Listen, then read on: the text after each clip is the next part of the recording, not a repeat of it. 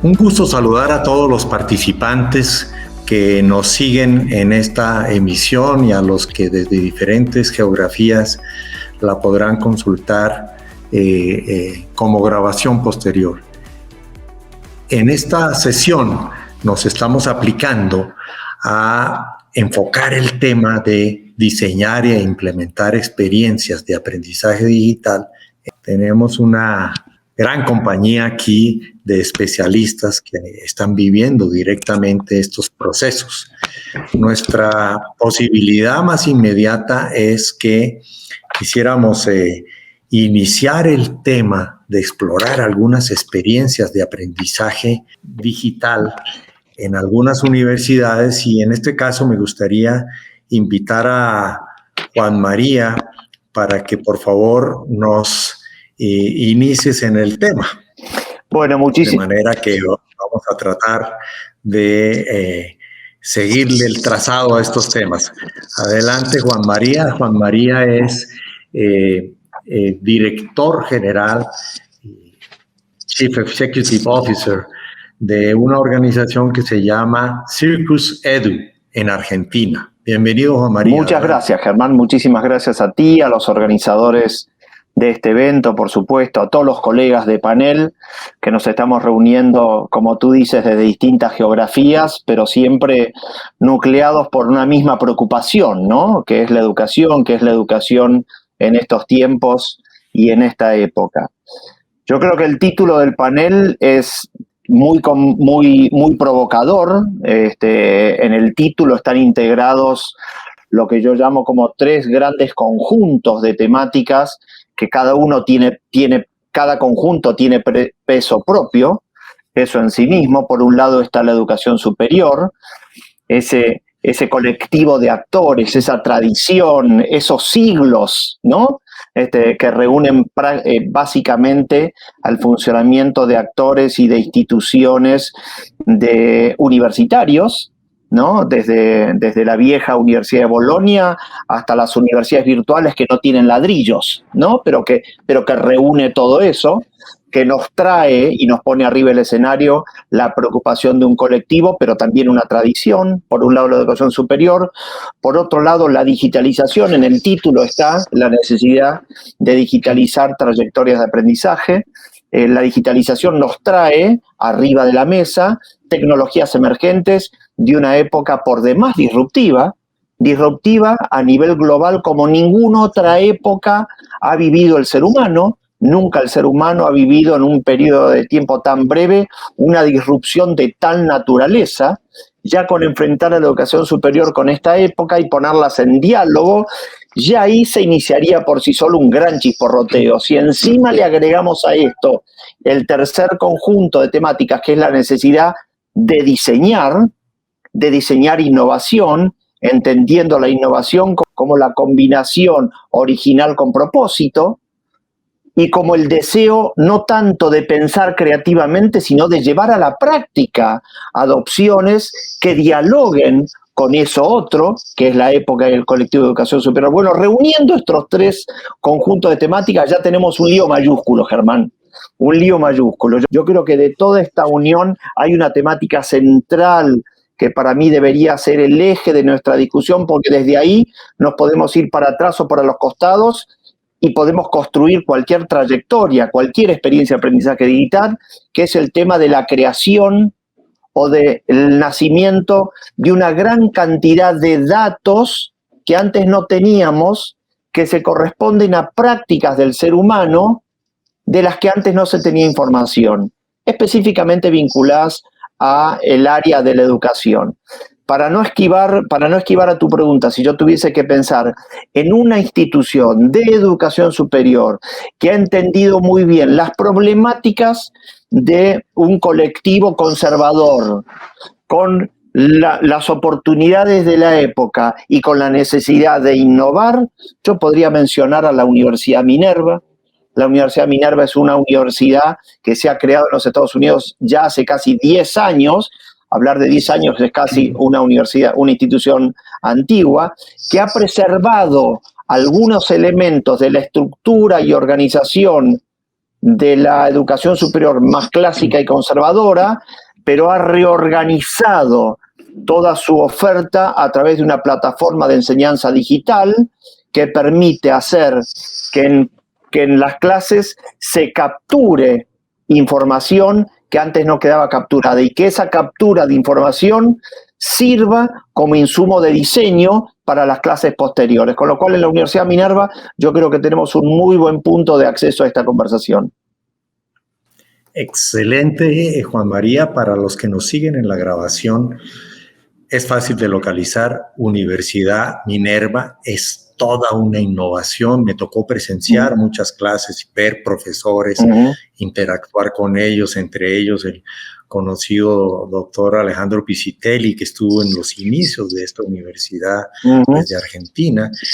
Y es muy interesante porque su concepción nació de una vez virtual, global, con muchas geografías y haciendo muchos viajes, etcétera, de manera que puede ser muy interesante, con una gran experiencia de aprendizaje mediada por la tecnología digital. Ahora me gustaría invitar a don José Castillo. José es el director general, como se presentó, de la Universidad Peruano-Alemana y ha tenido una extensa trayectoria en el manejo ejecutivo de instituciones de educación superior. Así que adelante, José, bienvenido, siempre un gusto, y cuéntanos tu visión, que será muy útil para toda la audiencia. Muchísimas gracias, Germán, Juan María, Hugo, un gusto verlos. Bueno, estuve escuchando atentamente lo que decía Juan María y yo creo que el gran reto que tuvieron las universidades a raíz de este factor de aceleración que fue la pandemia del COVID-19 fue tener que reinventarse a una velocidad de pandemia, ¿no? Para mí, es como todos los procesos de aprendizaje, empezamos por la experimentación, ¿no? Pensamos cambiar el aula por el Zoom, por el Google Meet, por el Teams y seguir el mismo proceso de aprendizaje que en realidad no había cambiado por 800 años, ¿no? Lo que habíamos hecho era añadir la tecnología sobre la base principal de la relación estudiante-docente, ¿no? Circunscrita en un aula de 4x4 o 5x5, donde la máxima, digamos, especialización o comodidad eran el tipo de los asientos que teníamos, o si teníamos una pantalla touch o no touch, o si había un ECRAM o había un smartboard últimamente. Pero en general, el proceso de aprendizaje se circunscribía a la relación del aula. Hoy en día no. Hoy en día ya está más que demostrado que el aprendizaje primero ocurre en cualquier momento y en cualquier lugar. Y tenemos que regresar a lo básico. El ser humano a lo largo de su historia aprendió experimentando. Nadie nació sabiendo. Y en realidad el primer proceso fue un proceso fallido, digamos, dentro de esta parte de la región, porque no supimos escuchar tendencias que en ese momento las llamábamos disruptivas, como bien dice Juan María, que es el caso de la Universidad Minerva o el caso de la Universidad Colp, ¿no? Que es un instituto también en Europa, ¿no? O incluso veíamos hasta una educación de poco valor añadido, aquellas sesiones asíncronas que seguían universidades masivas en Europa, que hoy en día son de las que distribuyen la mayor cantidad de contenido.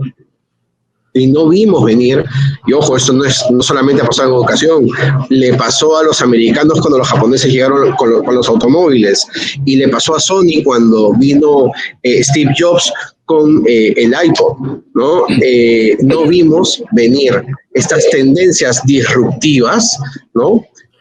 Hacia un mundo que hoy en día tiene otro comportamiento en lo que es el cliente y el usuario finalmente, ¿no? La experiencia para todo lo que viven las personas es totalmente distinta hacia un mundo que hoy en día tiene otro comportamiento en lo que es el cliente y el usuario finalmente, ¿no? La experiencia para todo lo que viven las personas es totalmente distinta. Hoy en día nos preocupa saber si nuestras decisiones de inversión son socialmente responsables, si son pertinentes, si las puedo acceder a un menor costo y a una mayor calidad, qué tan tecnologizado estoy, etcétera. Y eso era lógico que iba a llegar a la educación, ¿no? Entonces, claro, cuando nosotros diseñamos en UPAL la experiencia, fuimos una universidad privilegiada porque nacimos post pandemia. Entonces, tuvimos todo el año 2020 para ver exactamente cuál debería ser la principal ruta de construcción de aprendizaje. Y descubrimos dos factores importantísimos. Primero, la interacción. Para aplicar una interacción activa dentro de las sesiones virtuales, teníamos no que ir por más aforo en las aulas, sino por menos aforo. Dos, descubrimos la pluralidad de docentes, que nosotros llamamos mentores. No hay necesidad de mantener una relación un docente a un salón. Pueden ser 2 o 3 docentes que se repartan los temas, porque lo que importa es la capacidad que tienes de conectar con esta audiencia virtual. Entonces, el aprendizaje ya no podía seguir siendo aburrido, tenía que ser mucho más divertido. Y finalmente, ¿no?, la co-creación, esta conexión de los grupos virtuales para que prototipen soluciones que los lleven a conectar con la realidad. Ya no podía enseñar proporciones aritméticas diciendo 2 es a 3 como 4 es a 5. Tenía que enseñar ahora, José es más delgado que Carlos, y Carlos es más delgado que Juan, por lo tanto, José es más delgado que Juan también. Entonces, tenía que conectarlos con sensaciones que ellos pudieran descubrir y realmente asimilar rápidamente para que despierten la sensación de necesidad de seguir aprendiendo. Muchas gracias, José. Yo creo que es muy importante enfocar, como ustedes lo hicieron, con esa oportunidad de hacerlo post pandemia, unos temas críticos que acabas de mencionar. Es muy recurrida ya la frase que habla de cambiar Room por Zoom. Se volvió muy típica en las universidades, que lo acabas de decir. La idea no era seguir cambiando los salones por Zoom, sino hacer estos temas que acabas de mencionar, la interacción activa, la redefinición de los espacios y la co-creación. De manera que ahora me gustaría invitar a don Hugo Díaz. Hugo, como ustedes lo vieron, es expresidente del Consejo Nacional de Educación en el Perú, y desde esa posición probablemente tiene un observatorio de larga trayectoria para ver hacia el futuro cómo se puede manejar este tipo de retos. Adelante, Hugo, bienvenido siempre y esperamos tu intervención. Muchas gracias por la invitación. En realidad, en las intervenciones de Juan María y la que acabamos de escuchar, pues hay algunos temas que realmente son claves en el futuro de la universidad, ¿no? Se ha hablado mucho de creatividad, ¿no?, y de la necesidad de reinventar la universidad. Y esta palabra reinventar es indispensable tenerla en cuenta, ¿no? Porque si la universidad no se reinventa, posiblemente el YouTube, los cursos masivos que se están dando y toda una serie de ofertas nuevas que aparecen de formación podrían poner en riesgo la vida de las universidades. Las universidades podrían ser reemplazadas por otro tipo de servicios que quizás aparecen mucho más más pertinentes a responder a las necesidades de las personas, ¿no? Y en ese sentido, pues el gran desafío de las universidades está en cómo aprovechar de la manera más óptima, digamos, todos los recursos tecnológicos que ahora han aparecido y que pues pueden revolucionar las metodologías, las didácticas, pueden aumentar los niveles de concentración de los estudiantes que en esta pandemia pues se han visto realmente expresados en niveles muy altos de preocupación, ¿no? Los estudios que hay del Banco Mundial y de otros organismos lo que muestran es que los niveles de retención de los estudiantes, niveles de aprendizaje, pues están en un tercio, entre un quinto y un tercio de aquello que debieron haber estudiado, ¿no? El tema metodológico se asocia además ahora a temas socioemocionales que también hay que tenerlos en cuenta, ¿no? Frente a eso, yo creo que en el Perú han habido algunas iniciativas importantes de ver cómo avanzar en este proceso de transformación. Y yo me quería referir a una que me parece interesante, y es el caso de la Universidad de Ingeniería y Educación, la UTEC.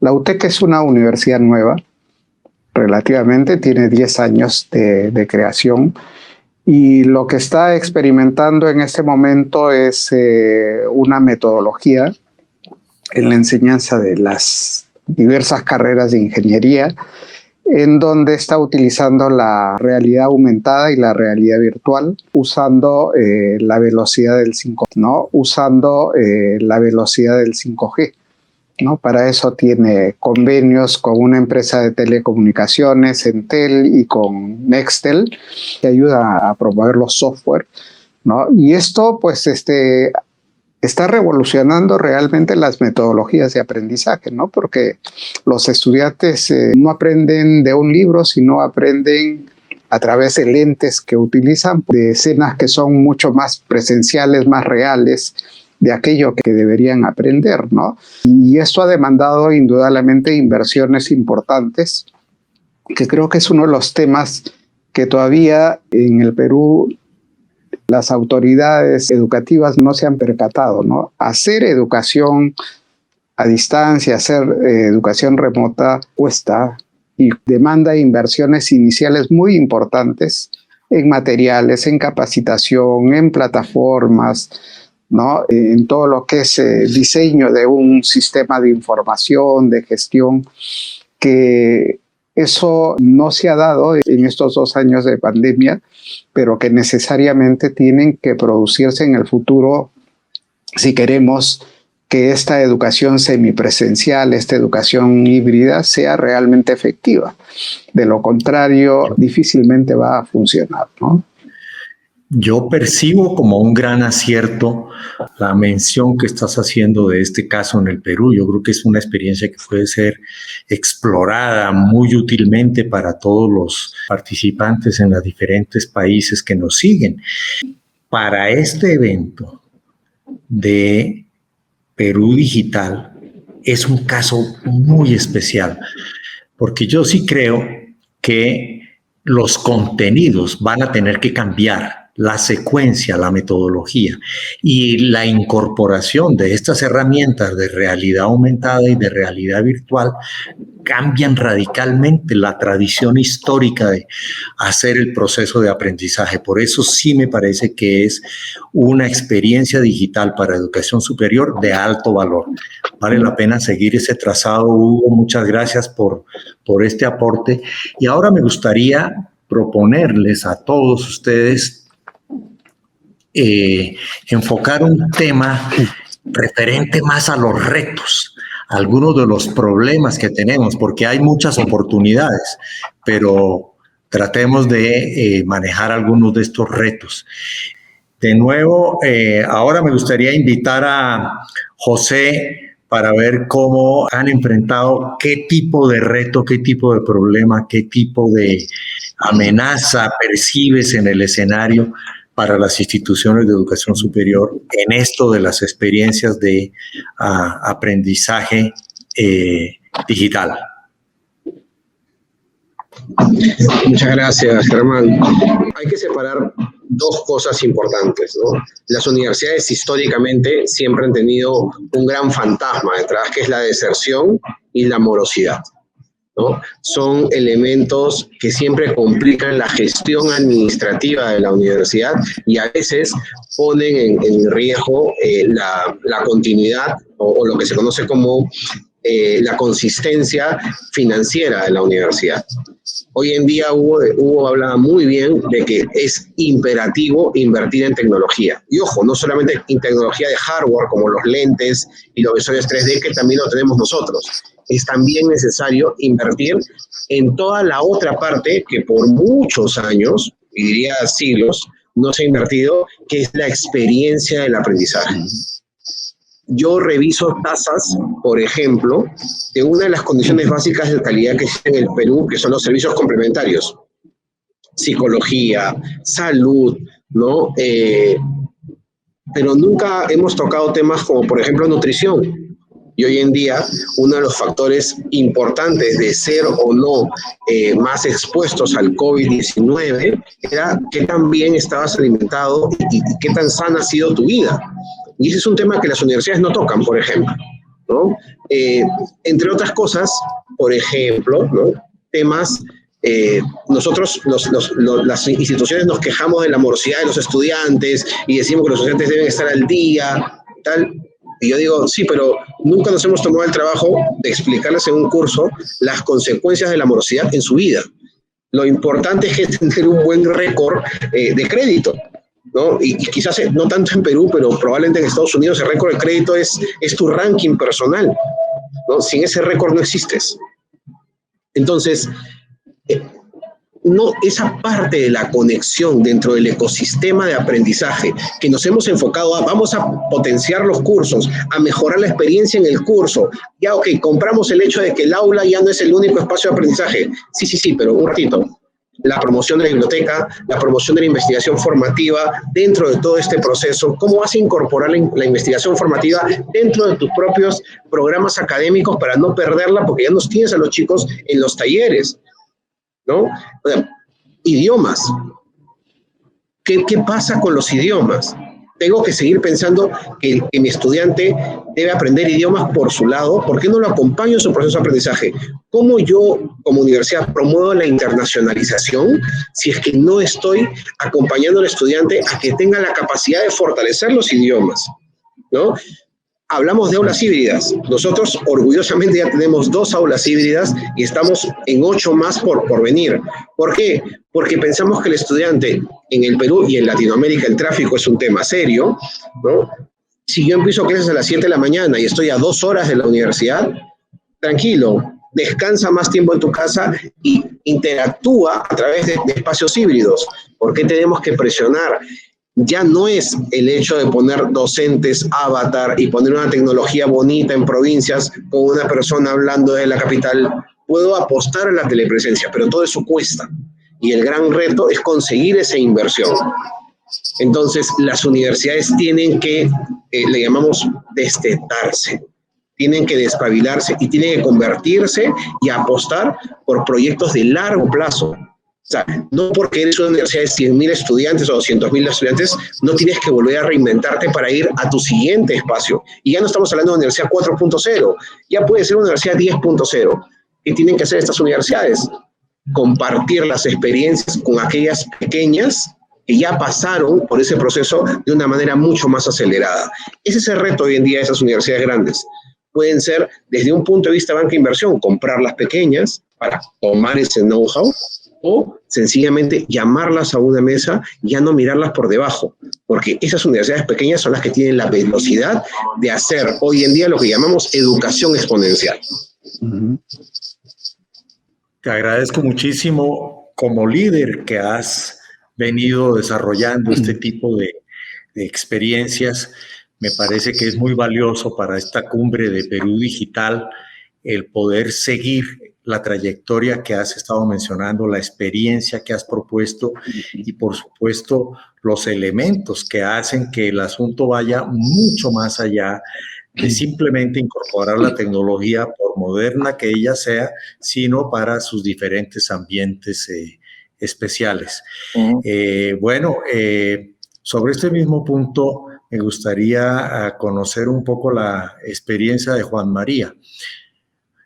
¿Me permites un momento, ya que mencionó algunos de estos temas de la experiencia de aprendizaje y de la relevancia de estos temas de la universidad?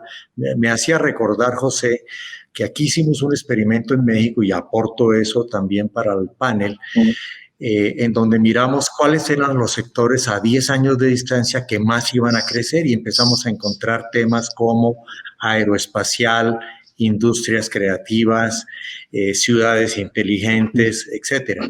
Y poco a poco fuimos encontrando que había muy poca conexión de el proceso educativo universitario con estos grandes problemas. Entonces lo dejo allí porque hay que retomar estos temas ahora. Adelante, Juan María. Bienvenidos tus puntos. Bueno, muchísimas gracias, Germán. Mira, yo creo que si tuviese que ponerle título o elegir una sola palabra para definir un solo reto para la educación superior, elegiría la palabra alfabetización. Creo que los actores y diseñadores del sistema educativo tienen que realfabetizarse. Y es provocador lo que digo, pero estoy convencido porque si nosotros recordamos que lo que nos decían es que en esta época había que aprender a desaprender para reaprender. La pregunta es, ¿qué tenemos que reaprender? Bueno, hay que reaprender, hay que reinterpretar una época, que tiene datos que antes no teníamos, como mencioné antes, que tiene lenguajes nuevos. A los lenguajes hay que aprender a utilizarlos y hay que integrarlos a nuestras conversaciones y nuestra vida de todos los días. Lenguajes que, por otro lado, son lenguajes que los jóvenes hablan principalmente y que las personas mayores, en general, tenemos en desuso. El lenguaje del chat y Internet es el sexto lenguaje creado por el ser humano, de acuerdo a la investigación de Robert Logan. Y los jóvenes hoy utilizan el lenguaje del chat y de Internet para crear conversaciones con sentido. Y nosotros, los adultos, somos analfabetos recibidos en el no uso de ese lenguaje.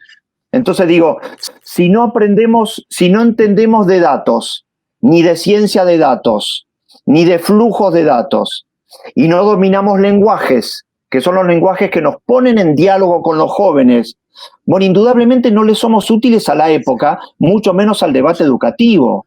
Y digo, no solo estamos hablando de datos y de lenguajes, cuando hablamos, por ejemplo, de tecnologías aplicadas a la educación, no es lo mismo hablar de una herramienta que de una plataforma, y no es lo mismo hablar de una plataforma que de un ecosistema, y es distinto hablar de un ecosistema que de una institución educativa. Sin embargo, nunca nos tomamos el trabajo de categorizar adecuadamente cuando hablamos de estos temas. Mencionaron inteligencia artificial. Hugo, buenísimo el caso que mencionaste, inteligencia de realidad aumentada. Hay una institución que en el año 2018, que se llama Virti, creó una learning platform, una plataforma de entrenamiento para la salud que utiliza realidad aumentada. Entonces ahí tenemos una herramienta que son artefactos de realidad aumentada. Las herramientas de las tecnologías emergentes de esta época son neutras, solo cobran sentido si se integran en algún proceso que tenga algún tipo de diseño. Esa herramienta puesta en el diseño de una plataforma de entrenamiento para un área específica se convierte efectivamente en una plataforma, casi en una metodología. Pero es distinto una plataforma que una metodología, es distinto un ecosistema. Si ustedes ven el ecosistema Twig Education, es un ecosistema de videos breves de ciencia para enseñar matemáticas, idioma y ciencia, pero que es un ecosistema, tiene un sinnúmero de recursos combinables de 1000 maneras distintas, puesta al servicio de un debate y de un diálogo. Lo que pasa es que del otro lado tiene que haber no solo funcionarios públicos, tiene que haber actores del sistema educativo alfabetizados en la adecuada comprensión de qué significa cada uno y de cómo eventualmente podrían ser integrados en un diseño de una experiencia de aprendizaje digital. Nunca vamos a llegar a imponer un diseño de esa naturaleza si no pasamos por el paso obligado de alfabetizarnos. Yo creo que nos has dejado, Juan María, un reto que tenemos que tomarlo personal. Esa realfabetización que tú mencionas es pareja. para todos los dirigentes, los profesores, los mismos estudiantes en el ecosistema de todas las universidades en esta región, por lo menos.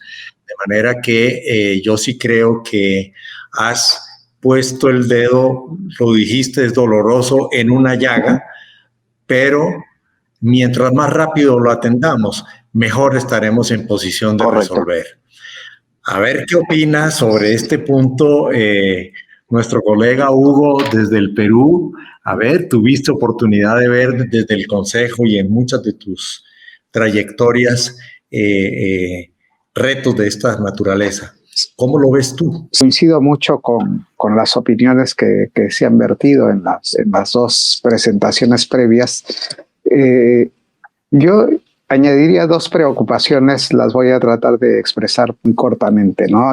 Una es, creo que las universidades tienen que hacer más ejercicios de largo plazo de cómo van a realizar sus procesos de transformación.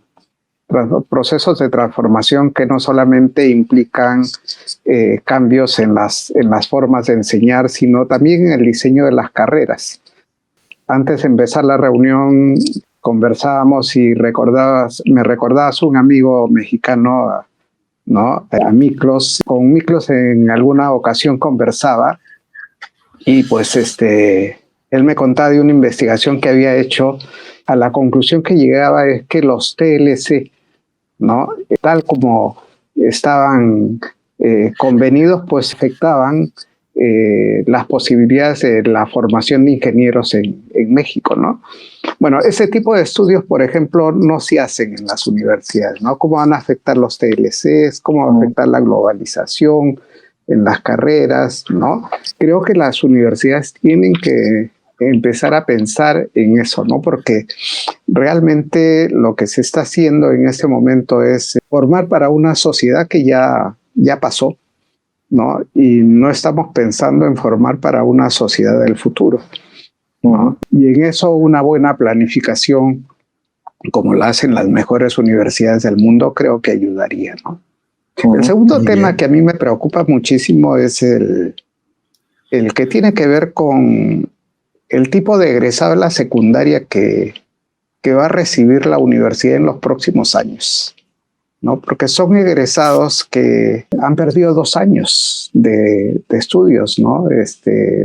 Prácticamente no han aprendido más de un 20 a 30%. Entonces, la gran pregunta es ¿cómo la universidad puede conservar un estándar de aprendizaje, de rendimiento de los estudiantes con estudiantes que vienen con un hándicap realmente grande de no haber aprendido, ¿no?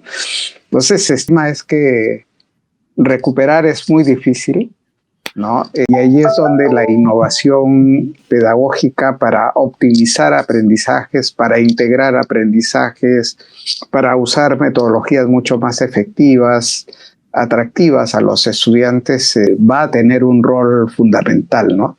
El problema es que todo eso se va a hacer en momentos en que los recursos para las universidades van a ser muy escasos, no tanto para universidades públicas como para universidades privadas. Las tasas de desempleo que se han generado en estos 2 últimos años, producto de la pandemia, son muy altas. Y todos los estudios, los que ha hecho el Fondo Monetario acá en el Perú, indica que la recuperación del empleo va a ser bastante lenta. Y un desafío realmente muy grande que tiene la universidad de acometer grandes cambios, introducir intensamente y de manera óptima, digamos, las tecnologías, pero con condiciones bastante austeras de desarrollo, ¿no? Muchas gracias, Hugo. Has puesto en la mesa 2 retos descomunales. Yo creo que hay que atenderlos. Y qué bueno cuando uno asiste a este tipo de eventos que se van cruzando de estas ideas y vamos entendiendo oportunidades y retos para ir desarrollando estas nuevas estrategias. Nos quedan unos pocos minutos. Me gustaría pedirles que señalen algo de su experiencia o de las instituciones en que están o de casos que ustedes conocen que les gustaría que nuestro auditorio se llevara como referencias, como señales, como un retorno de su espacio que han invertido en este panel. Juan María, ¿te gustaría proponernos algo? Sí, me gustaría, gracias Germán. Bueno, muy interesante, muy agradecido por esta invitación, Germán, muy interesante todo lo que mencionan. Me dan referencias nuevas de instituciones que yo no tenía. Yo cerraría con 2 reflexiones brevísimas y un caso en el que estoy trabajando ahora. La primera reflexión: para tener experiencias digitales de aprendizaje hace falta previamente pasar por una etapa de diseño, y en esa etapa de diseño participan otras personas además de los pedagogos y curricularistas. Digo, participa gente de IT, participa gente de ingeniería de software, participa gente que entiende de marketing digital, participan data scientists. Me parece que el equipo de diseño de este tipo de experiencias es un equipo más plurifuncional y que hay que animarse a crear esos equipos, porque esos equipos son los que echan luz sobre procesos que obviamente la gente que está acostumbrada a trabajar siempre el diseño de su propia currícula no tiene esa experiencia. Eso es uno. Y lo segundo, atendiendo el comentario que vos hacías, Hugo, del tema del financiamiento, creo que hay que enfocarse para poder prototipar, minimizando las inversiones y validando modelos que después se puedan escalar. La tecnología permite llevar a escala con mucha facilidad, porque permite distribuir el contenido, permite distribuir la forma de ofrecerse, permite llegar a un alumnado conectado a través de pantallas, pero para eso es necesario prototipar. Hay que animarse a desarrollar músculo ejercitando a través de prototipar. Y el caso en el que yo estoy trabajando en Argentina, en el desarrollo de un ecosistema de experimentación y aprendizaje para la educación superior. Un cliente desarrollador inmobiliario me pidió que los ayude a elegir universidades para que se acerquen a ese complejo. Le dije, no necesitas universidades, necesitas diseñar un ecosistema que se convierta en una ciudad de jóvenes, en donde haya pulsión interna, donde haya cultura maker y donde haya mucho consumo cultural y que se aprenda y se experimente y se innove. Me dijeron, vamos adelante, estoy trabajando en ese proyecto va a ser finalmente un lugar de encuentro de instituciones de cualquier lugar del mundo, enfocadas en educación superior, interesadas en desarrollar trayectorias individuales de aprendizaje, utilizando mucha tecnología en un entorno de makers y emprendedorismo. Así que un proyecto del que seguramente van a saber más detalles pronto. Muy bien.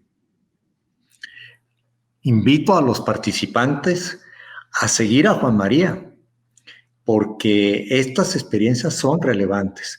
Me encantó el gran resumen: diseño, prototipado y escalamiento. Llévenselo, es un aporte de Juan María. Hugo, ¿te gustaría en estos últimos minutos aportar brevemente una señal? Sí, bueno, creo que hay un desafío adicional que la universidad tendrá que acometer en los próximos años, y es el que tiene que ver con la educación a lo largo de la vida, ¿no? Es decir, actualmente el sistema educativo, en el caso peruano, es de aproximadamente 10 millones de estudiantes, pero la aplicación de un sistema de educación a lo largo de la vida implicaría que esos 10 millones deben transformarse en 33 millones de personas, si quisiéramos aplicarlo en este momento, ¿no?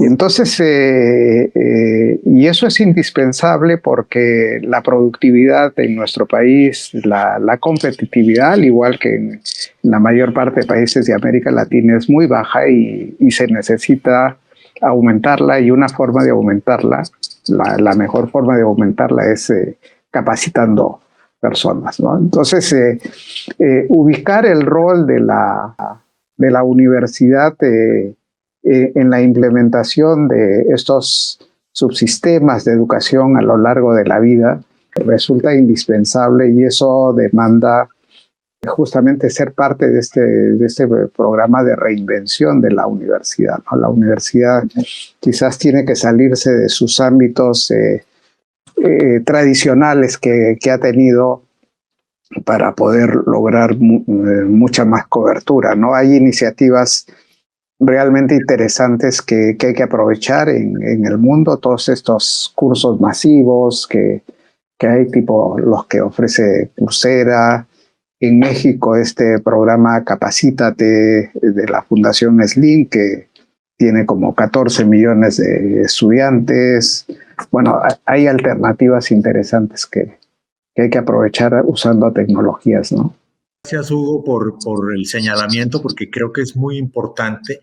Me parece que yo le escuché al ministro de Economía Digital de Italia decirle al ministro de Economía de México: no tenemos una respuesta para el reskilling, llamaba él, para la recapacitación de toda la fuerza laboral, porque las ventajas competitivas que tenía Italia sobre México desaparecieron con la digitalización.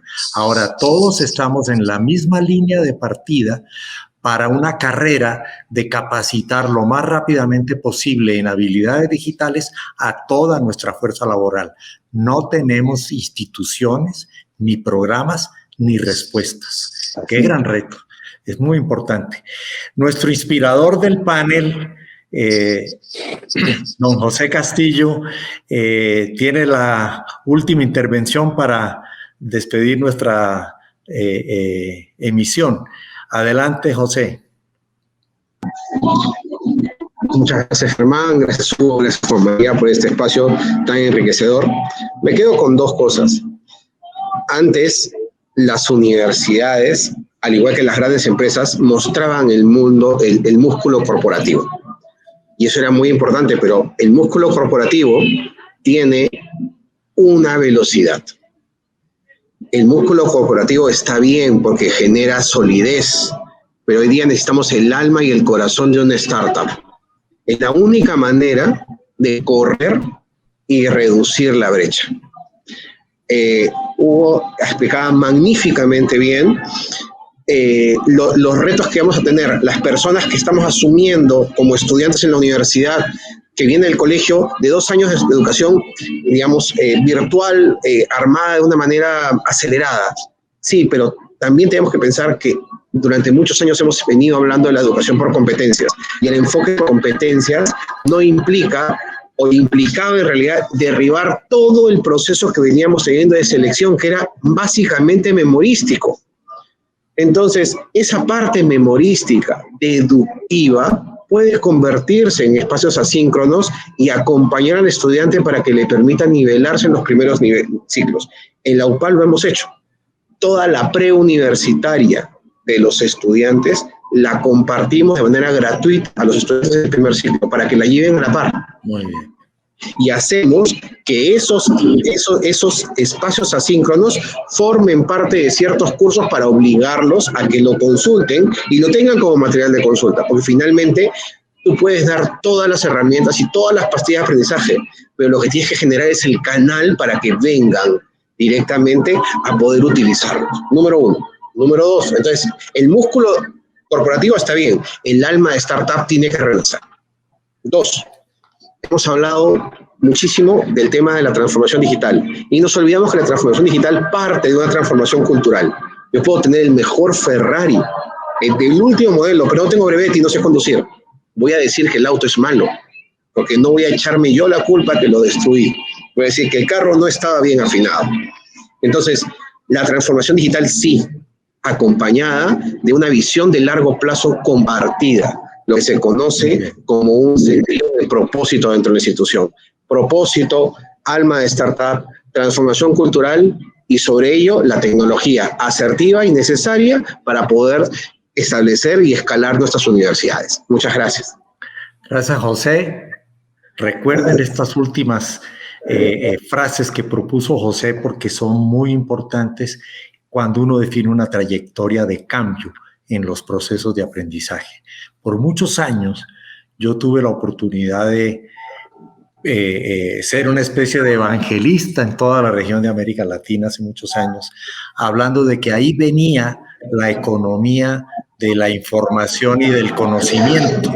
Y tengo la impresión de que con este tiempo fueron pasando a un nuevo escenario. Hoy yo veo que nos estamos moviendo de la sociedad de la información y del conocimiento hacia la sociedad de la imaginación y la creatividad. Anótenlo, pónganlo en sus bitácoras, porque mucho de lo que hay que hacer en la reinvención de las universidades, en medio de los retos que hemos planteado, es preparar personas para un futuro que estará muy marcado por la sociedad de la imaginación y la creatividad. Eso es lo que tendrá valor en los mercados. Mucho del aprendizaje tendrá que enfocarse en esa dirección. Yo les doy las gracias a estos brillantes colegas que con su experiencia nos dan señales para el camino de los próximos años, y a todos los participantes un gran saludo, disfruten este panel y sus aprendizajes. Muchas gracias. Gracias. Buenas tardes.